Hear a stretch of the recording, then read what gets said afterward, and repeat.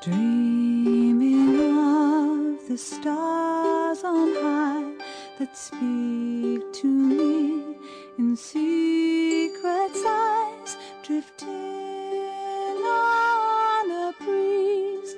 Only I can feel and hear.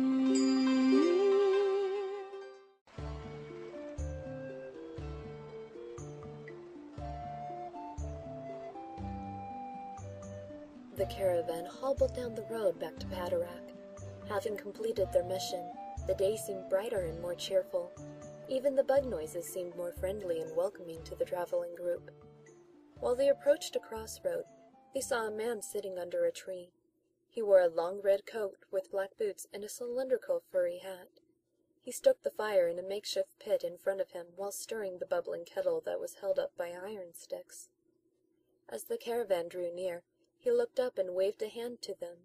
Tipa halted the ox and dismounted the wagon. "Greetings, travelers," the man said in a deep bass voice.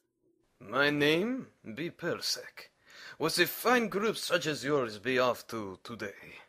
Tipa introduced herself and her companions, then explained how they were returning home. Persak laughed and said he was going the same way. He then patted the ground by him, inviting the group to rest with him. "Come join me for lunch, comrades. It ain't much, but the more you share, the more there is," he requested. "Besides, I can't finish it all off, so I'd either have to store and carry what's left or waste it." Tipa rummaged through the wagon for bowls and utensils while the others sat down around the kettle. Sora looked at Persak and noticed a golden emblem on his left breast pocket. The lines were woven and swirled, forming 4 knots that resembled a cloud or aerial view of a flower. "That's an interesting design," Sora inquired, pointing to it. "It looks familiar, but I'm not sure where from." Persak looked down, then touched the patch. "Oh, this? It's a pretty little symbol, isn't it? I hear this design is becoming quite popular." "It is pretty," Zefferia admired. Tipa passed out bowls and spoons, then sat down between Persak and Zefferia with her bowl in the journal the village elder gave her. She opened it up and started scratching down her travels with the quill pen while waiting for the food. Watching her intent on filling in the book reminded Sora of how devoted Jiminy Cricket was to writing down his adventures before. But Jiminy was back at Disney Castle with King Mickey and his other friends. Seeming to be on another adventure, keeping track of what they've done and where they went wouldn't be a bad idea either. "Hey, Kairi, Riku, we should keep a journal of our travels too," Sora suggested. Great idea. Kairi replied. If you write down everything, then we can go back and remember it. "Oh, hold on. Sora fumbled. I didn't mean I'd write it." "Why not? Chided Riku. Who else is gonna do it?" Well, Sora thought as he looked around the circle. how about Zefferia? Zefferia stopped looking at Persak's emblem and pointed to herself. What? Me? Sora tried to back up his decision. Yeah, it will give you something to do to help us out. Also, having a journal, someone would have to have written it. So you being the one who wrote it, you produced something that exists. Which would mean you would have to be alive and real, right? Well, I guess I could give it a shot, Zefferia pondered. But what would I write on? Oh, I guess we don't have a journal that we can take with us, Sora thought. Persak chuckled and reached into his jacket. He pulled out a small brown notebook with a writing utensil sticking out of its spine. He passed it over. Zefferia looked at him quizzically, then down at the book in front of her. "Here, you can use this," offered Persak. "I haven't used it yet, and I probably never will." When the meal was done, the travelers picked up and loaded the wagon. Zefferia stayed, hunched on her hands and knees, peering at the book. She lowered her face to examine the side. She blew and blew in attempts to open the cover with her breath. Riku approached her and bent to pick up the book. "You can at least go through the motions of writing in it, even if you can't touch it yet." Riku sighed. "Come on. I'll help you get started while we get back to Persak." Goody! Zefferia shouted. She sprung up and grabbed Riku's arm, dragging him to the wagon. The evening they returned to the village. Torches were lit for Tipa and her companions to hold for the festival ceremony. Villagers gathered around the crystal in the town square as the village elder recited the ancient text.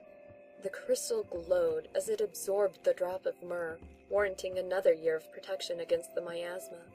The torches were raised in gratitude. The ceremony concluded with the quartet playing folk music to the side. The quartet consisted of a clavat strumming a mandolin, a lility blowing a clarinet, a uke clasping an accordion, and a selkie beating a tambourine. Their tune was light and bouncy, adding to the joyous celebration. With the music, the villagers started dancing in a circle around the giant crystal. Each race had their own dance. The ukes lifted their arms expressively, mixed with flowing spins. The lilities had many hops and jumps with their little feet tapping in the air. The clavats did a jig with a lot of footwork, while the selkies focused on arm and hip movement that led up to a backflip. The children did a simplified dance of alternating kicking their legs forward while bringing their opposing arms forward to maintain balance. 4 racial dances were going on, but all 4 parts spun and kicked at the same time, unifying the dances into one dance. The locals attempted to teach Sora, Kairi, Riku, and Zefferia the tribal dances so they could join in. Sora kept tripping on his feet when they needed to be brought around each other. Kairi was able to pick up the steps, but never managed to get it quite up to tempo. Still, they laughed at each other in their attempts. Riku had a harder time. While Zefferia enjoyed the sulky flip, Riku refused to do it, claiming she didn't have to worry about gravity, while he had to deal with the injury in his back that he received from his previous battle with Xemnas. When the festival drew to a close, the villagers returned to their homes. Before departing, Tipa again thanked Sora for helping her in the village. She was sad she wasn't able to be of more help to them, but Sora tried to convince her it was no big deal. Just then, the clarinet the lility had played shimmered and ascended to the sky. Sora's keyblade compelled him to aim for it, which caused a crown-shaped outline to illuminate the night sky. A new gateway was opened. It looks like we found what we were looking for after all, Sora said. We have to go now, but it was nice meeting you.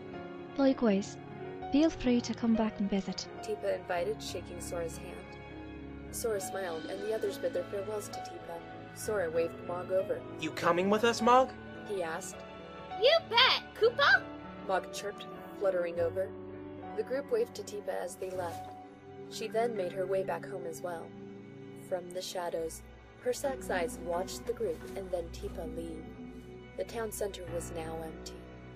Casually, he strolled up to the crystal and took a hold of the chalice that was still sitting in front of it. For the small price of a meal and a book. He chuckled. He picked up the crystal chalice and disappeared back into the shadows.